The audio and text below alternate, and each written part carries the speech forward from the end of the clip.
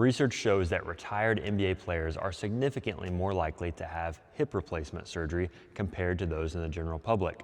That same study suggests that those same NBA players are more likely to need that surgery earlier in life also as compared to those in the general public. Today we're breaking down why that happens, what the research says about long-term hip health in hoopers, a smarter, more complete approach to hip training in basketball players, and 3 drills you can start doing right now to keep your hips healthy today and for the long game. Hip stiffness, weakness, and immobility are way more common in basketball players than people realize, even at the pro level. Today in the NBA, about 14% of all injuries are made up of hip or groin injuries. Of course, most of the people watching this won't actually play in the NBA, but it speaks volumes to how much is required out of the hip joints in the game of basketball. It's used in every aspect of the game: running, cutting, jumping, rotating, decelerating. It all adds up over time. Every basketball player wants to jump higher, run faster, and be stronger. But if that's all you focus on in your training, your hips might be breaking down underneath that. And when the hips don't function optimally, the low back and the knees can suffer as a result of it.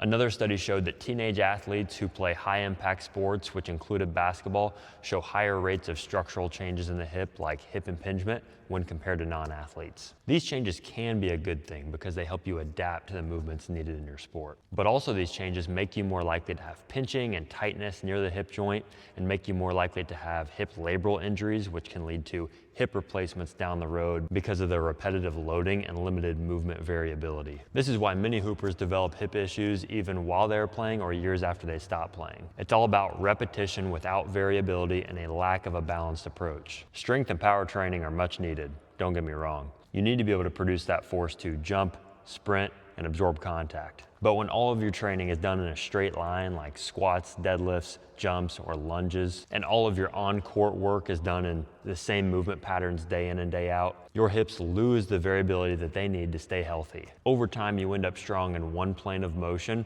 but stiff or unstable in others. These patterns can cause pinching around the hip joint, your pelvis stops rotating well, and your low back starts doing too much. Here's a balanced, smart approach to training the hip for basketball players. Strength and power. Heavy lifts, sprints, plyometrics, still very essential. Mobility training, making sure you have full range of motion, especially in internal rotation, external rotation, hip flexion, hip extension, hip abduction, hip adduction. Single leg stability, control through the hip, knee, and foot, since basketball is a single leg sport much more than what we realize. Variability, moving in all planes of motion. Rotational, diagonal, lateral, not just moving up and down and forward and back. Pelvis and low back health. The hips only move well when the pelvis and rib cage allow it to. This is where positional breathing comes in. So that's the big picture on how to train smarter for hip longevity as a basketball player. Now let's put this into action. There's many different drills we could pick from, but I'm going to give you 3 drills that I'll sometimes use with my players to complement the strength and power work that they're already doing to help give them more movement variability, better pelvic positioning, mobility, and single leg stability to help their hips move better, feel better, and last longer. The first exercise is 90-90 supine breathing with a 45-degree reach and with a pelvic liftoff. On this one, your feet are going to be planted on the wall. You're slightly going to be tractioning down with those feet. Your arms are going to be reaching at a 45-degree angle.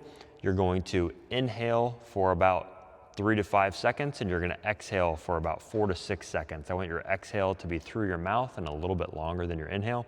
Make sure that your pelvis slightly comes up off the ground. The second exercise is going to be a 90-90 glute roll to front foot liftoff. Of course, you're going to be in the 90-90 position. You're going to start by bringing your chest towards that front leg.